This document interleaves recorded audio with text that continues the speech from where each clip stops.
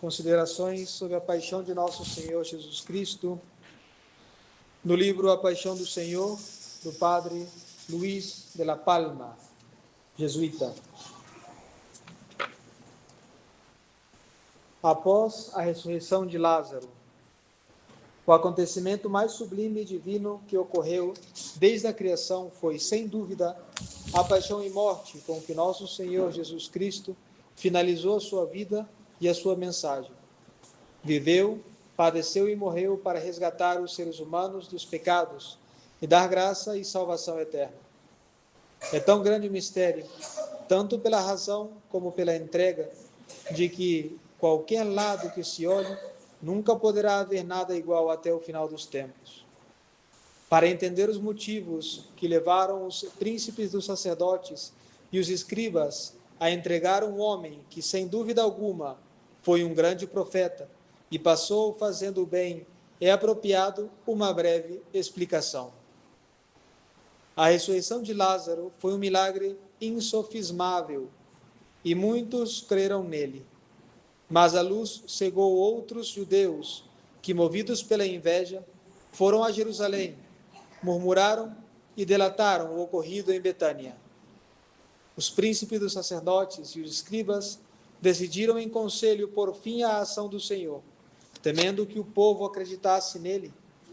Previam com isso uma grande rebelião popular que acarretaria em represália dos romanos a destruição da cidade e do templo. Por medo e dissimulando a inveja e o ódio que tinham ao Senhor, usando falsos motivos, decidiram matar Jesus. Somente assim conseguiriam acabar com seus milagres. Caifás proclamou a decisão que o conselho havia tomado. Convém que um só homem morra em lugar do povo.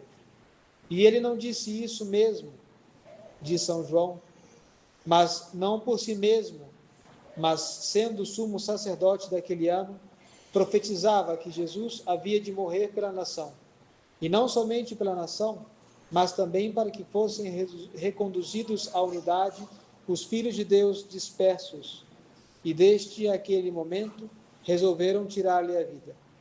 Como se fosse um marginal, os sumos sacerdotes e os fariseus tinham dado ordem para que todo aquele que soubesse onde ele estava o denunciasse para o prenderem. Primeiro deram a sentença e depois formaram o processo. Sentença de morte, mesmo estando o réu ausente, desconhecendo as acusações e não sendo ouvida a defesa que tinha direito.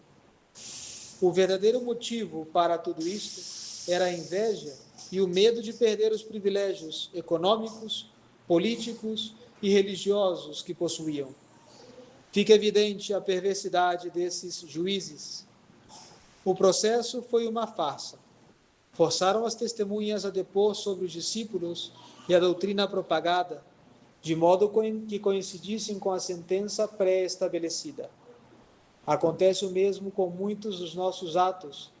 Nascem da falta de retidão e depois procuramos um modo de legitimá-la. Jesus, ao tomar conhecimento da ordem de prisão e que de qualquer pessoa poderia e deveria denunciá-lo, já não andava em público entre os judeus, retirou-se para uma região vizinha do deserto, a uma cidade chamada Efraim, e ali se detinha com seus discípulos. Tudo isso para que o tempo estabelecido por Deus se cumprisse. Nesses dias, o Senhor meditava com a proximidade da morte. Vendo como os discípulos estavam abatidos, animou-os falando do reino dos céus e da fé que deveriam ter. O cristão deve estar sempre pregando, preparado para a morte.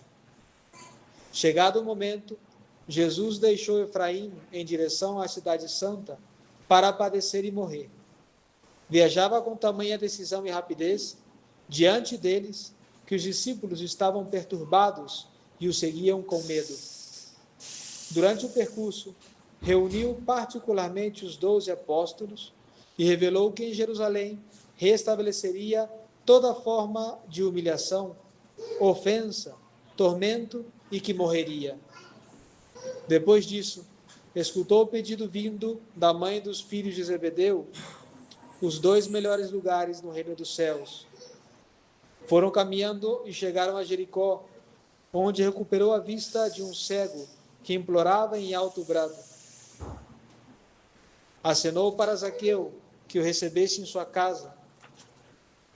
Com sua presença, entrou a salvação naquela casa, e aquele publicano se converteu.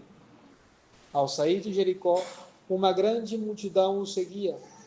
2 cegos que estavam no caminho perceberam sua passagem e suplicaram por compaixão e foram curados. A caminho da paixão, por onde passava, compadecia-se de todos e deixava o sinal da divindade com curas e milagres. 6 dias antes da Páscoa, no sábado, chegou a Betânia. Tinha por costume instalar-se na cidade, pois possuía muitos amigos, e após o milagre da ressurreição de Lázaro, muitos gostariam de hospedá-lo.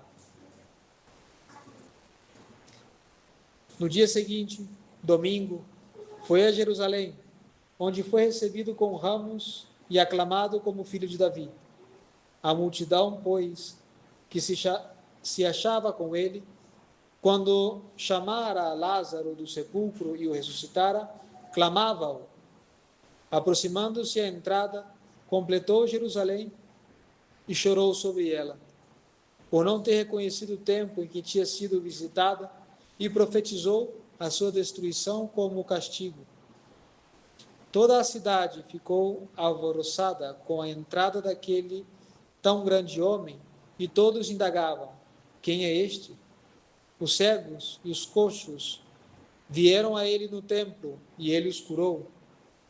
Os sacerdotes e os escribas ficaram mais indignados ainda.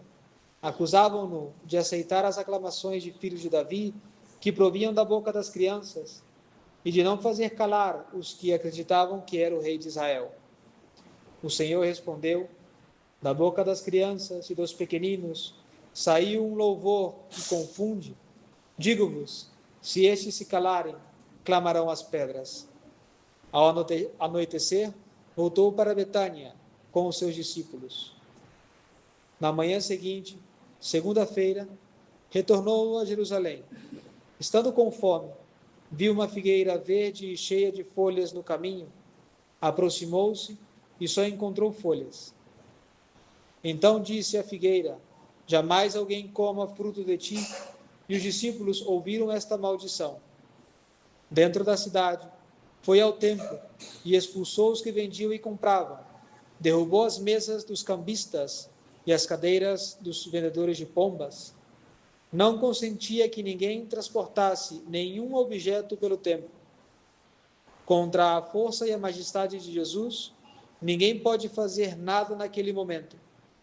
Os príncipes dos sacerdotes e os escribas ouviram-no e procuravam o modo de o matar. Temiam-no, porque todo o povo se admirava da sua doutrina. Quando já era tarde, saíram da cidade e foram para o Monte das Oliveiras. Depois voltaram novamente para Betânia, que ficava na encosta do monte.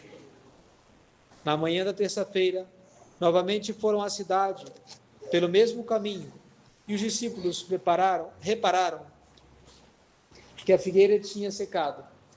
A maldição da figueira não foi um castigo, pois não era tempo de figos, mas um símbolo da sinagoga, cheio de folhas de esterilidade e que não tinha dado frutos esperados. Por isso também ficaria amaldiçoada e estéril para sempre.